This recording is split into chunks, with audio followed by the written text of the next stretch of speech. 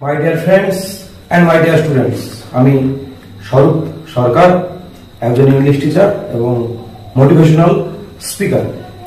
তো আমি আগে এই পোয়েট্রি অ্যাওয়ার্ডের পার্ট 1 আলোচনা করেছিলাম। আজকে পার্ট 2 মানে শ্রেষ্ঠের অংশটা আলোচনা করবো। আমি আগেই কবিতার স্ট্রাকচার কি আলোচনা করা হয়েছে। এটা একটা পেট্রার্কান সনেট, দুটো পার্ট আছে, অক্টেভ, 8 লাইন, যেখানে আমি সামারের বর্ণনা করেছি। আর শ্রেষ্ঠের যেটা আজকে করবো উইন্টারের বর্ণনা, যেখানে ক্রিকেট মেন ক্যারেক্টার। আর রাইমস কিন্তু আগে বলা হয়েছে। আজকে আমি এই 6 লাইনের আলোচনা করবো, সিডিই সিডিই। তো শ্রেষ্ঠের যে প্রথম লাইন, যেটা অক্টেভে যেটা প্রথম লাইন, তার বিষয়বস্তু একই। কি আছে শ্রেষ্ঠের প্রথম লাইনে? The poetry of earth is ceasing never. আবার বলছি, the poetry of earth is ceasing never, মানে পৃথিবীর গান, পৃথিবীর মিউজিক কখনো বন্ধ হবে না। সিজ মানে stop, never stop, it will continues, একই line throughout the cycle of seasons. এই গানটা চলতেই থাকবে, কোনোদিন বন্ধ হবে না। লাইক এ মোশন, পৃথিবীর যে গতি, পৃথিবীর যে প্রবহমানতা, পৃথিবীর কোনোদিনই স্টপ হবে না। এটাই কবি এস্টাবলিশ করতে চেয়েছিলেন কি, যে এই দুটো লাইনের মাধ্যমে কবি বলতে চেয়েছেন যে কেউ না কেউ আছে, ক্ষুদ্র, মাঝারি বা বড় ক্যারেক্টার, কেউ না কেউ আছে যে পৃথিবীর গানটাকে কন্টিনিউ করবেই করবে। এখানে সেই ভূমিকাটা নিয়েছে ক্রিকেট। সময়টা কখন? সময়টা হচ্ছে উইন্টার।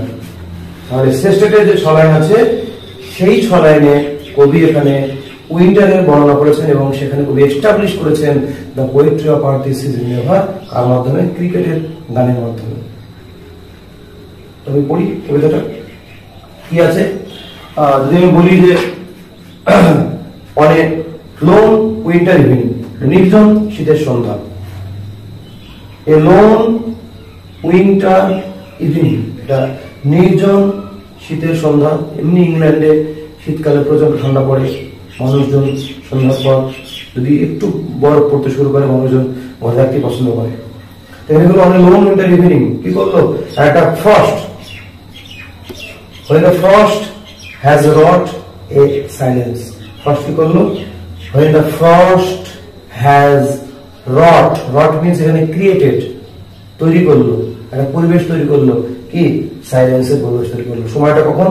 এটা লোনলি উইন্টার ইভিনিং। ওটা ছিল গ্রাসওভারের নুন ছিল, এটা কিন্তু ইভিনিং, সন্ধ্যার সময় আর কি। চারিদিকে একটা নিস্তব্ধ পরিবেশ রচনা করলো ফ্রস্ট, এবং মানুষজন চেষ্টা করলো বাড়িতে যাওয়ার, বাড়ির ঘরের মধ্যে থাকার। তখন কি হলো? ক্রিকেটের গানটা তখন শোনা যাবে। Then at that time cricket song, cricket music, কেমন মিউজিক? শিল মিউজিক, শিল, তীক্ষ্ণ একটা আওয়াজ, is heard from the stove. এই যে স্টোভ থেকে কেমন মিউজিক শোনা যাবে? একটা শিল মিউজিক শোনা যাবে স্টোভ থেকে, ফ্রম দ্য স্টোভ। কোথা থেকে? সোর্স হচ্ছে স্টোভ, সময় হচ্ছে উইন্টার। কেমন music? Shrill music. Car? Of cricket, ক্রিকেটের শিল মিউজিকটা শোনা যাবে। এবং এই যে শিল মিউজিক, এই কি করবে? যে সাইলেন্স একটা তৈরি হয়েছিল ওই এলাকায়, এই সাইলেন্সটা কি করবে? এই ক্রিকেটের মিউজিকটা সাইলেন্সটাকে ব্রেক করবে, সাইলেন্সটাকেও ভেঙে দেবে। সাইলেন্সটাকে ওর তীক্ষ্ণ আওয়াজের মাধ্যমে সাইলেন্সটা কিন্তু ভেঙে দেবে। সেটা কার গান? সেটা হচ্ছে ক্রিকেটের গান, ক্রিকেটের সেই শিল মিউজিক। এবং কি করবে? এই ক্রিকেটের শিল মিউজিক কি করবে? ওই ঘরে যে টেম্পারেচার ছিল সেটাকে ইনক্রিজ করবে। Cricket music increase warmth of the room, warmth of the room. The warmth of the room is increased by the shill music of the cricket. এবার একটা ঘটনা দেওয়া আছে এখানে। একজন মানুষ, সামওয়ান, যে কোনো ব্যক্তি হতে পারে, সে তার ঘরের মধ্যে ড্রাউজিনেস, ঝিমুনি ভাব তার মধ্যে আছে, তন্দ্রাচ্ছন্ন ভাব আছে, হাফ লস্ট, সে অর্ধেক চেতন অর্ধেক অবচেতন, তার 50-50, ঘুমিয়ে আছে আবার জেগে আছে, পুরোপুরি ঘুমায়নি, পুরোপুরি জেগে নেই, এরকম একটা হাফ লস্ট অবস্থায় আছে।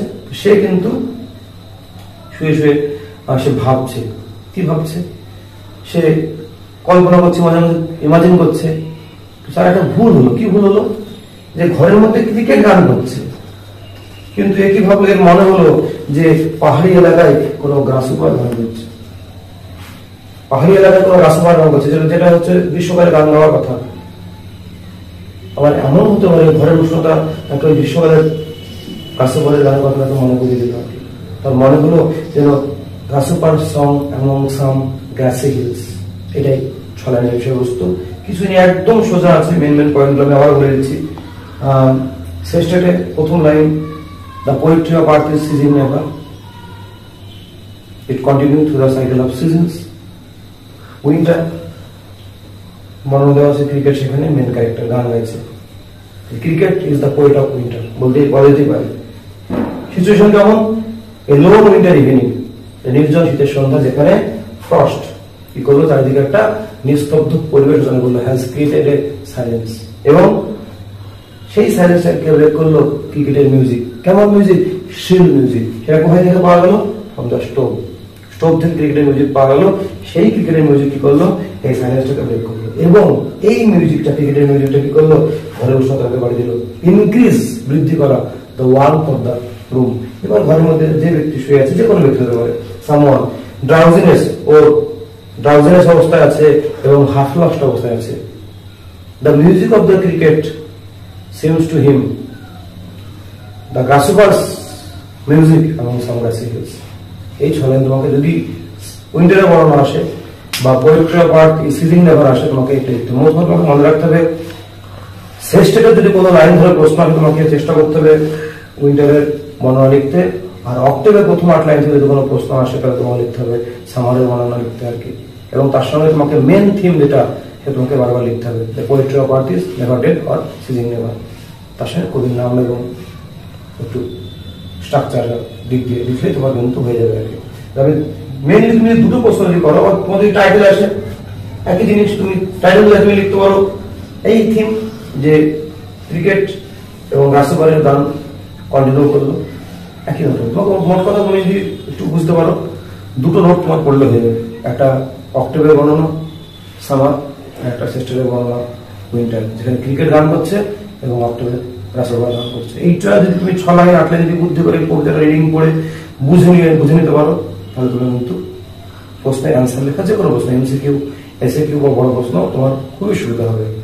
তো যদি ভিডিওটা ভালো লাগে তাহলে অবশ্যই আমাকে জানাবে, আর কমেন্টে লিখবে কেমন লাগলো। আর কোশ্চেন অ্যান্সার তো এই দুটোই মেন থিম, এটাই কোশ্চেন, এটাই ভিডিওটা দেখতে বলছি বারবার, তার সঙ্গে কবিতাটা তোমাকে পড়তে বলছি। দিয়ে তুমি নিজে নিজে নোট, যদি কবিতাটা তুমি মুখস্থ করতে পারো, তুমি নিজে নিজে অ্যান্সার করতে পারো, যে কোনো অ্যান্সার, এমসিকিউ বড় প্রশ্ন। তো আজকের মতো এই পর্যন্তই। ভালো থাকবে, ভালো করে পড়াশোনা করো। অনেক ধন্যবাদ।